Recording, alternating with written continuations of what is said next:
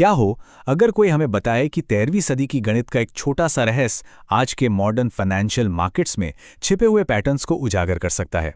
आज हम Fibonacci retracement tool को समझने वाले हैं, एक ऐसा टूल जो बहुत ही पावरफुल है लेकिन अक्सर लोग इसे गलत समझ लेते हैं।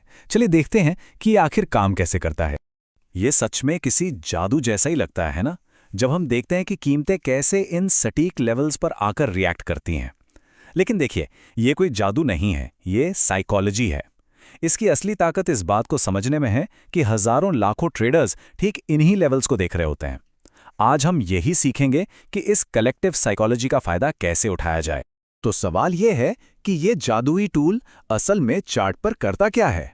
इससे पहले कि हम इसे इस्तेमाल करना सीखें, चलिए पहले ये समझते हैं कि एक ट्रेडर के तौर पर ये हमें कैसे मदद कर सकता है। जैसे कि ये हमें संभावित टर्निंग पॉइंट्स और सपोर्ट के जरूरी एरियाज पहचानने में मदद करता है। सीधे शब्दों में कहें तो ये टूल हमारे लिए एक रोड मैप जैसा है। ये हमें उन संभावित सपोर्ट लेवल्स के बारे में बताता है जहां बायर्स एक्टिव हो सकते हैं, उन रेजिस्टेंस जोन्स के बारे में बताता है जहां सेलर्स इंतजार कर रहे हैं, और सबसे जरूरी बात, ये हमें तब अलर्ट कर सकता है जब किसी ट्रेंड के बदलने की संभावना हो। मतलब ये सब बेहतर और जानकारी के साथ फैसले लेने के बारे में है। तो सबसे पहली और सबसे जरूरी बात, देखिए, किसी भी पावरफुल टूल की तरह इसे सही से सेट करना बहुत जरूरी है। एक उलझा हुआ चार्ट एक उलझे हुए दिमाग की निशानी है। तो चलिए पहले ये पक्का कर लें कि हमारा फिबोनाची टूल एकदम साफ और स्पष्ट हो। हम फालतू के लेवल्स को हटाकर अपने चार्ट को एकदम साफ करेंगे, उन्हें परसेंटेज में बदल देंगे ताकि वे आसानी से समझ में आएं, और लेबल्स को साइड में कर देंगे। याद रखिएगा, ट्रेडिंग में क्लैरिटी ही पावर है। हमारा मकसद शोर को हटाकर सिग्नल पर फोकस करना है। ठीक है, हमारा टूल अब बिल्कुल साफ और तैयार है, तो चलिए अब इसे काम पर लगाते हैं। सबसे आम सिचुएशन से शुरू करते हैं, एक मजबूत अप ट्रेंड के दौरान खरीदने के मौके ढूंढना। प्रोसेस ना हैरान करने वाला सिंपल है। हम मार्केट में एक साफ चाल, जिसे स्विंग कहते हैं, उसे पहचानते हैं।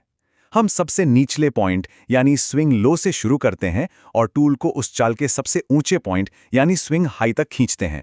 बस इतना करते ही हमें संभावित पुल बैक जोन्स का एक नक्शा मिल जाता है।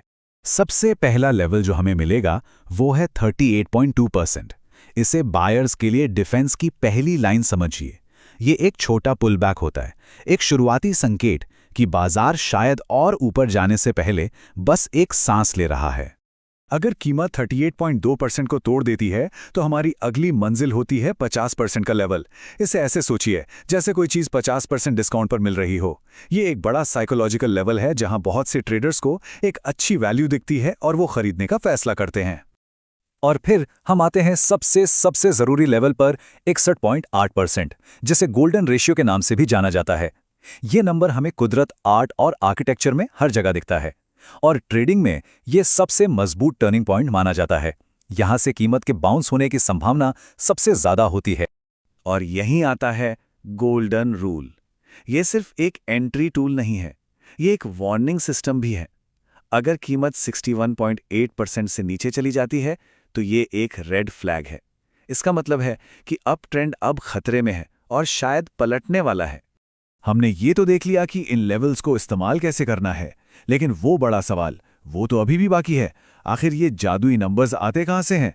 क्या ये बस चार्ट पर खींची गई कुछ रैंडम लाइनें हैं? इसका जवाब हैरानी की बात है, फाइनेंस में नहीं बल्कि सदियों पुरानी गणित में छिपा है। इस टूल को सच में समझने के लिए ना, हमें टाइम में थोड़ा पीछे जाना होगा, 13वीं सदी में, और एक ऐसे इंसान से मिलना होगा जिसके एक सिंपल नंबर सीक्वेंस ने हमारे पैटर्न्स को देखने का तरीका ही बदल दिया, चाहे वो कुदरत में हो या फिर मार्केट्स में। 1 मिनट के लिए इस बात पर गौर कीजिए। 13वीं शती के एक गणितज्ञ लियोनार्डो ऑफ पीसा, जिन्हें हम फिबोनाची के नाम से जानते हैं, और उनका काम आज हमारे हाई स्पीड डिजिटल मार्केट्स में ट्रेडिंग के फैसलों को सीधे सीधे प्रभावित कर रहा है। ये इस बात का एक शानदार सबूत है कि ये गणितीय सिद्धांत कितने यूनिवर्सल हैं। इसका जो बेस है ना, वो कमाल का सिंपल है। आप अगली संख्या पता करने के लिए बस पिछली 2 संख्याओं को जोड़ते जाते हैं। ये शुरू होता है 0 और 1 से। 0 + 1 1, 1 + 1 2, 1 + 2 3, 2 + 3 5, और बस ये ऐसे ही चलता रहता है हमेशा के लिए। लेकिन इन नंबर्स का ट्रेडिंग से क्या लेना देना है? और यही है वो आहा मोमेंट, वो पल जब सब कुछ समझ में आ जाता है। अगर आप इस सीक्वेंस में किसी भी नंबर को लेते हैं और उसे उसके ठीक अगले नंबर से डिवाइड करते हैं तो जवाब हमेशा 0.618 यानी 61.8% के करीब आता है। और अगर आप उसे 2 स्थान आगे वाले नंबर से डिवाइड करते हैं तो आपको लगभग 0.382 यानी 38.2% मिलता है। ये कोई रैंडम नंबर्स नहीं है, ये फंडामेंटल मैथमेटिकल रेशियोज हैं जो प्रकृति के विकास के पैटर्न्स और कमाल की बात है कि मार्केट्स की कलेक्टिव साइकोलॉजी को भी कंट्रोल करते दिखते हैं। तो अब जब हम इन लेवल्स के पीछे की गहरी गणित को समझ चुके हैं तो चलिए वापस चार्ट्स पर चलते हैं। अब हम इस जानकारी को एक अलग लेकिन उतने ही जरूरी सिनारियो पर लागू करेंगे, एक डाउन ट्रेंड में बेचने के मौके पहचानना। यहां का लॉजिक ना बस उल्टा है। अप ट्रेंड में हम उम्मीद करते हैं कि कीमत नीचे की ओर पुल बैक करेगी, इसलिए हम नीचे से ऊपर की ओर नापते हैं। डाउन ट्रेंड में हम उम्मीद करते हैं कि कीमत और नीचे गिरने से पहले ऊपर की ओर बाउंस करेगी, तो हम बस टूल को पलट देते हैं और ऊपर से नीचे की ओर नाप। डाउन ट्रेंड में एक आम मुश्किल आती है, सही स्विंग हाई कैसे चुनें। इसका एक सामान्य नियम है कि सबसे जरूरी और साफ दिखने वाले हाई से शुरू करें। अगर कीमत ऊपर जाती है और उस चाल के 61.8% लेवल को आसानी से तोड़ देती है तो ये एक संकेत है कि शायद आपका शुरुआती पॉइंट गलत है। ऐसी सिचुएशन में ज्यादा सटीक रीडिंग के लिए टूल को हाल के किसी हाई पर एडजस्ट करें। अप ट्रेंड की ही तरह 61.8% हमारी लक्ष्मण रेखा है। डाउन ट्रेंड में ये एक मजबूत छत या रेजिस्टेंस की तरह काम करता है। अगर कीमत इस लेवल को तोड़कर ऊपर निकल जाती है तो ये एक रेड फ्लैग है कि सेलर्स अब कंट्रोल खो रहे हैं और डाउन ट्रेंड खत्म हो सकता है। ठीक है, तो हमने टूल को सेट करना सीख लिया, इसे अप ट्रेंड और डाउन ट्रेंड दोनों में इस्तेमाल करना सीख लिया और यहां तक कि इसकी पावर के पीछे का सदियों पुराना राज भी जान लिया। अब चलिए इन सभी बातों को कुछ मुख्य पॉइंट्स में समेटते हैं। तो सार क्या है? पहली बात, अपने टूल को साफ सुथरा रखें। दूसरी, ट्रेंड की दिशा में ड्रॉ करें। तीसरी, 61.8% के गोल्डन रेशियो पर खास ध्यान दें।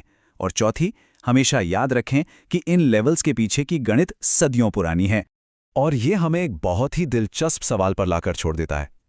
ये कैसे हो सकता है कि फाइनेंशियल मार्केट्स, जो इंसानी भावनाओं और अचानक होने वाली घटनाओं से चलते हैं, वो अक्सर 800 साल पुराने एक गणितीय सीक्वेंस के पैटर्न्स को फॉलो करते हैं? शायद यही फिबोनाची का असली जादू है। इस विश्लेषण में हमारे साथ शामिल होने के लिए धन्यवाद।